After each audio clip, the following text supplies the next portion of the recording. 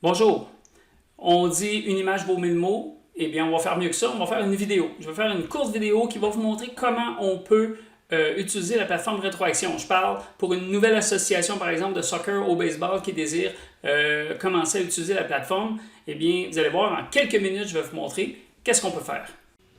La première étape consiste à importer ou à créer les dossiers de vos membres. Quand on parle de membres, on parle de joueurs ou on parle d'entraîneurs. Fait qu'on va aller dans la section membres de Rétroaction. Et puis, au lieu d'écrire un à un, ce qu'on va faire, c'est qu'on va les importer. On va les importer de où? On peut les importer du format Excel, vous remplissez un document Excel, là, format Rétroaction, ou si vous êtes une association de soccer, bien, vous pouvez exporter de PTS. Si vous êtes une association de baseball, vous pouvez exporter de Sportal. Vous exportez vos inscriptions, vous venez ici, on sélectionne la bonne option. Ensuite, on sélectionne notre fichier d'inscription et puis on fait importer. Bon, c'est terminé. On vient de créer 438 membres dans le système.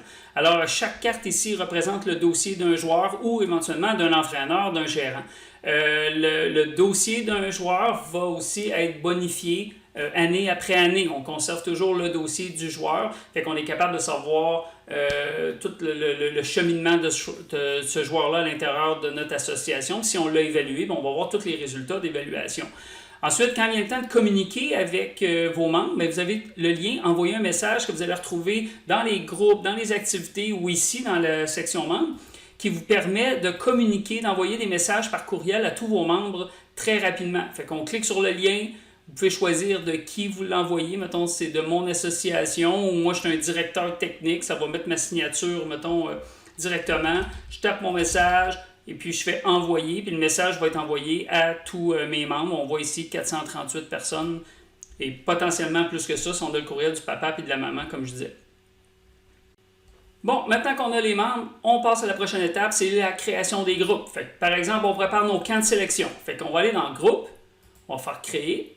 On va se créer un groupe qu'on va appeler, par exemple, 11U. Je vais lui mettre la catégorie aussi, puis je vais faire créer. Je viens de créer un groupe déjà. Là, il va me rester à mettre les joueurs dedans. Fait qu'on va faire ajouter. Le système me propose différentes options. Je vais dire rechercher des membres. Ça veut dire que je vais aller chercher mes joueurs dans le groupe de membres qu'on a importé tantôt. Par défaut, le système, on lui a dit que c'est la catégorie U11. Fait qu'il me dit je vais aller chercher tous les enfants qui vont avoir 10 ans au 31 décembre.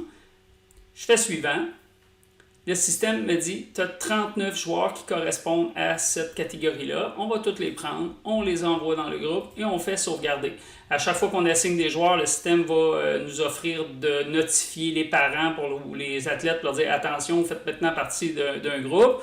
On va dire non. Et voilà, on a notre premier groupe avec nos 39 athlètes. Vous voyez, ça a pris quelques secondes à faire. Si je reviens en arrière, je vois que j'ai mon groupe 11U avec 39 athlètes dedans. Maintenant, je vais vous montrer comment on peut pousser l'utilisation des groupes.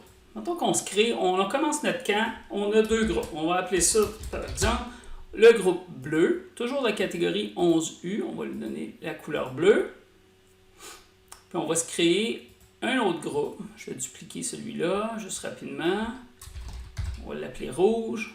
On va y mettre la couleur rouge, créer. Bon, je viens de créer deux nouveaux groupes, toujours pour la catégorie 11U. Là, ce que je veux faire, c'est que je vais prendre mes 39 joueurs et les distribuer dans ces deux-là.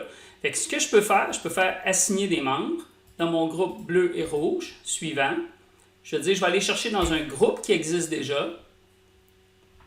Fait que là, le système va me montrer les groupes disponibles. Je vais prendre mon groupe 11U, suivant. Fait que je vais avoir mes 39 membres ici, puis j'ai mes deux groupes en haut. Fait que prenons, par exemple, on va en mettre plusieurs ici. On va en mettre 19. On va en mettre encore quelques-uns. Puis on va prendre l'autre groupe rouge, on va prendre le reste. 16. Sauvegarder. On va me demander si je veux notifier ces personnes-là. Je vais dire non encore une fois. Et voilà, vous voyez qu'on a 23 et 16 athlètes ici. C'est les mêmes athlètes qui sont dans le groupe 11U. Maintenant, on s'aperçoit que ce n'est pas équilibré. Bien là, on peut utiliser équilibrer les athlètes. On va choisir ça ici. Puis là, vous allez voir, on va dire on veut équilibrer les bleus et les rouges suivants. Fait qu'imaginez, vous avez commencé le camp, les équipes ont joué, soit vous avez des changements à effectuer, balancer vos groupes d'un même niveau. Bien, vous avez cette vue-là ici. Fait que là, je pourrais dire, OK, prends Bradley, envoie-le ici, prends Zach aussi, prends Daphné, puis on va prendre Olivia. OK, ça a plus de l'heure, mais prends bon sein, on va le mettre ici. Et voilà. Fait que vous pouvez faire des changements comme ça, juste déplacer les joueurs, on fait sauvegarder. Encore une fois, le système va détecter les changements que vous avez faits. Vous pouvez notifier les parents pour leur dire attention, il y a des changements qui ont été effectués au groupe, ça vous concerne, allez voir l'horaire pour être sûr de rien manquer. Fait que c'est comme ça qu'on peut rapidement là, créer des groupes et équilibrer des groupes. Maintenant, on a le concept d'équipe. Équipe, c'est similaire au groupe, sauf que vous allez pouvoir mettre la liste de vos tournois. Regardez si on en crée une rapidement. Mettons qu'on appelle ça, je ne sais pas, 11 UB. Bon, on va choisir la catégorie encore une fois. On peut dire la couleur de l'équipe si on veut, elle va être verte. On peut mettre les couleurs de chandail. Je pourrais arriver ici et dire ajouter des joueurs. Encore une fois, je pourrais dire va chercher des joueurs qui sont dans mon groupe 11U ou dans mon groupe bleu. Puis là, je pourrais avoir une équipe. Ça, c'est intéressant. Je dirais, parenthèse, plus pour le soccer, qui ont souvent vont créer des groupes pour les pratiques, puis ils vont avoir des équipes différentes avec des joueurs différents pour les parties. Fait que le concept de groupe et équipe est supporté en parallèle dans la plateforme Rétroaction. Fait que vous voyez ici, on a créé une équipe rapidement, on a choisi des joueurs, on peut changer les numéros. Ici, on a le concept de remplaçant aussi. Fait que tout le concept de joueurs affiliés que vous voulez mettre dans une équipe, vous pouvez les ajouter ici. Le personnel, on va venir ajouter ici, par exemple, moi je suis l'entraîneur, ben là je pourrais dire créer un nouveau membre. On peut les importer aussi et aller les chercher comme on a fait avec les joueurs. Mais si j'ai seulement un entraîneur que je veux créer, je pourrais dire entraîneur-chef, Michel Ouellette, masculin, je pourrais mettre mon courriel ou d'autres informations, je fais créer. Et puis, le système va ajouter le personnel. Puis, ce qui est intéressant, c'est qu'après ça, à ce personnel-là, on peut donner des permissions. Fait que je peux permettre à mon entraîneur ou mon gérant d'avoir accès à son équipe dans Rétroaction. Ça va lui permettre d'envoyer des courriels, de consulter la liste de ses joueurs, de voir les coordonnées de ses joueurs, d'envoyer justement des courriels à ces personnes-là, de mettre la liste, par exemple, le gérant pourrait mettre la liste des tournois auxquels l'équipe est inscrite ou s'il est en attente aussi de réponse. Fait qu'on peut donner différentes permissions ici, valider ou prendre les présences des joueurs de son équipe. C'est des choses qui sont possibles à ce niveau-là.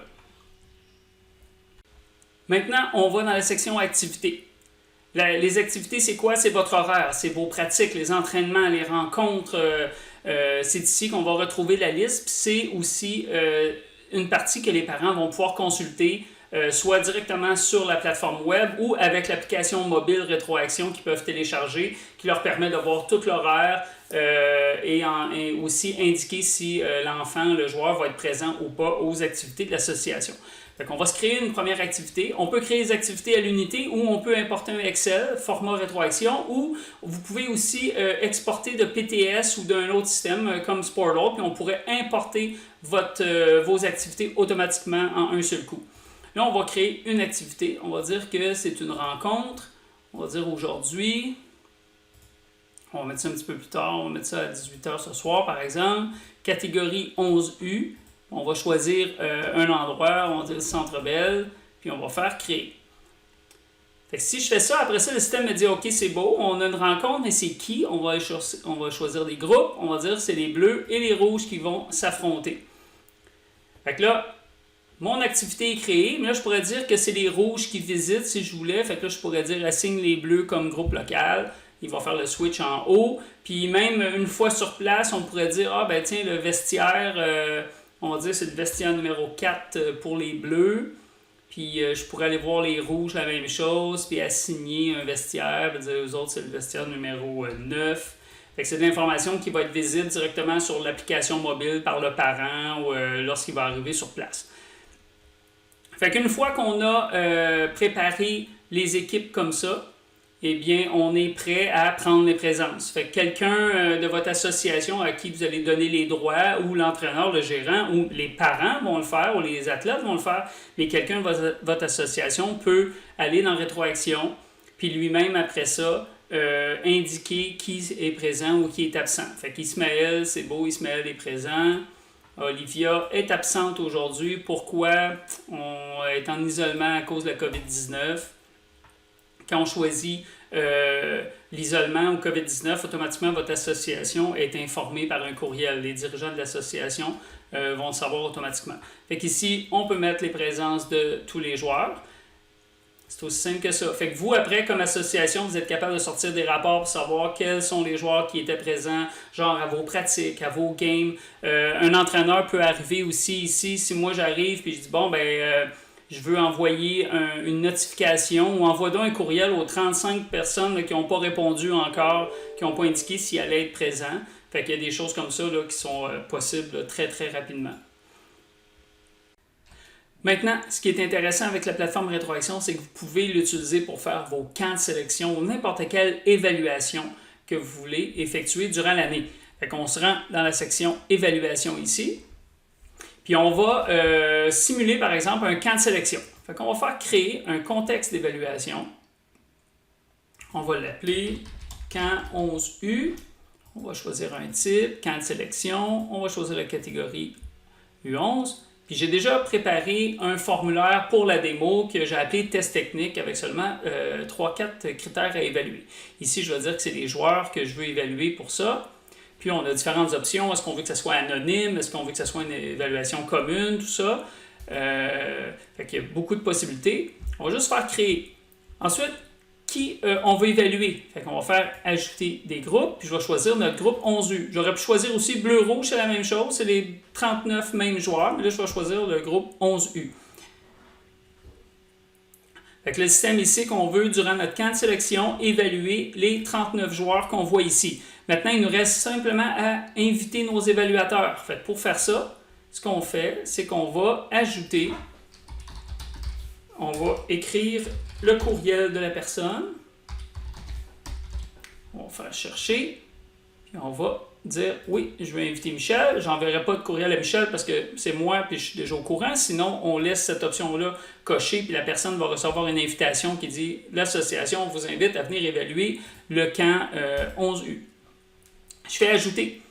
C'est tout. Je suis prêt déjà à évaluer.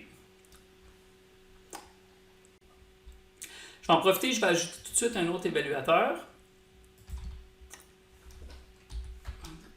OK, comme ça. Bon. Fait que vous allez voir maintenant avec 2 évaluateurs. Fait que là, moi, j'ai reçu un courriel, je suis prêt à évaluer. L'évaluateur va arriver, il va se connecter à la plateforme Rétroaction, il va pouvoir arriver, puis il va avoir le crochet ici. Ça, c'est la porte d'entrée pour aller évaluer. Il peut aussi passer par les activités. Fait que s'il vient un samedi à 19h pour évaluer, si on a pris les présences, l'évaluateur va seulement voir les joueurs qui sont présents sur sa feuille d'évaluation. Et si je viens évaluer, par exemple, le camp 11U ici, vous voyez, j'ai tous les joueurs et j'ai les critères. Fait que, bon, push-up, je pourrais mettre qu'il a fait 54 push-up. Technique de course, de 1 à 5. Ça peut être, comme je disais tantôt, vos choix de réponse. Fait que ça peut être faible, sous la moyenne, au-dessus de la moyenne, excellent. Ça peut être de 1 à 8, 1 à 10. C'est vous qui décidez. Course 40 verges, on peut chronométrer un athlète, puis on peut lui dire, OK, tu as 2 chances, par exemple. Puis là, moi, je l'ai programmé pour que le plus petit résultat va être conservé. Je pourrais décider que c'est la moyenne de ces 2 courses que je vais garder. Fait que quand je fais ça, sauvegarder, on peut mettre des commentaires sur chaque critère d'évaluation. Ici, le système dit que j'ai évalué au complet, même si je n'ai pas mis commentaire, parce que commentaire est optionnel, mais j'ai répondu aux 3 critères qui étaient requis. Fait que vous avez vu rapidement comment on peut évaluer un athlète. Là, j'utilise un navigateur Internet, mais on peut décider d'y aller puis juste voir les numéros pour que ça soit plus rapide. On clique sur un numéro, on a les critères d'évaluation. Quand c'est une question à choix de réponse, je peux cliquer ici sur le titre de la question puis je peux déplacer mes joueurs comme ça puis les classer rapidement. Fait qu'imaginez avec votre iPad, vous pouvez prendre vos doigts puis vous déplacer les différents athlètes là, au niveau des choix de réponse, puis vous faites sauvegarder après. Fait que ça, c'est une façon. Puis l'autre façon, c'est d'utiliser l'application mobile Rétroaction Évaluation. Fait que les évaluateurs peuvent télécharger cette application-là et puis elle fonctionne même offline. Ça veut dire que si jamais vous allez dans un gymnase, il n'y a pas d'Internet, si le Wi-Fi est difficile, entre pas bien, ben vous pouvez, avant d'arriver dans le gymnase, cliquer et dire je m'en vais évaluer tel groupe ou tel camp de sélection. Ça va télécharger toute l'information sur le téléphone. Vous allez pouvoir évaluer complètement offline, puis après ça, ça va synchroniser les données avec le serveur Rétroaction. Fait que c'est comme ça qu'on peut évaluer dans Rétroaction. Maintenant, une fois que vos évaluations sont faites, eh bien, vous, comme administrateur du système, ou encore, par exemple, le responsable du niveau 11U, qui lui est responsable de créer les équipes après, bien, on peut avoir accès au classement. Fait que si je clique sur classement ici, vous allez voir ce que ça donne. J'obtiens mon classement. Là, vous avez vu, on a évalué tous les joueurs. Pourquoi? Parce que j'ai demandé à quelqu'un en parallèle d'importer ces évaluations. Fait qu'ici, je peux voir que Brunson est le premier avec 71 points. Il a fait 65 push-ups, il y a eu 5 sur 5 pour la course, puis il y a 1 point seulement pour la course, 40 verges. Vous pouvez voir ici, si je mets tous les évaluateurs, Martine et Michel sont les deux évaluateurs. Fait que si je prends par exemple Ismaël, je vois qu'il y a eu 2 évaluateurs qui l'ont évalué. Je peux cliquer ici, je peux voir que Michel Ouellette a donné tant de points, Martine Carnier a donné tant de points. Il y a des commentaires qui ont été donnés. Fait que ça vous permet vraiment, là, une fois que le camp de sélection est fait, de savoir qui a évalué, quel joueur, c'est quoi les commentaires, c'est quoi les notes, c'est quand il l'a évalué aussi. Fait que vous avez pas mal d'informations à ce niveau-là. Alors, une fois qu'on a terminé les évaluations, bien, on peut s'en servir pour créer nos équipes, équilibrer nos équipes, et puis toutes les évaluations vont être aussi ramenées dans les dossiers des joueurs. Fait que vous êtes capable de consulter un dossier et de voir les évaluations qui ont été faites au fil des ans là, pour un joueur donné. Alors, si cette vidéo-là a piqué votre curiosité et que votre association aimerait en voir plus, en apprendre plus sur la plateforme Rétroaction, parce que je me suis quand même assez dépêché, j'ai essayé de faire ça le plus rapidement possible, mais il y a plein de choses, plein de petits trucs qui sont vraiment utiles à une association, comme les notifications automatisées, le suivi de la COVID-19, des choses qu'on a au niveau de la plateforme. Eh bien, vous avez juste à nous contacter, on va se faire un plaisir de vous faire une démo complète, on va répondre à vos questions. Vous allez vraiment être en mesure de comprendre et de voir là, tout ce que la plateforme peut faire pour votre association. Alors, il me reste simplement à vous dire merci de m'avoir écouté et je vous souhaite une excellente fin de journée. Merci, au revoir.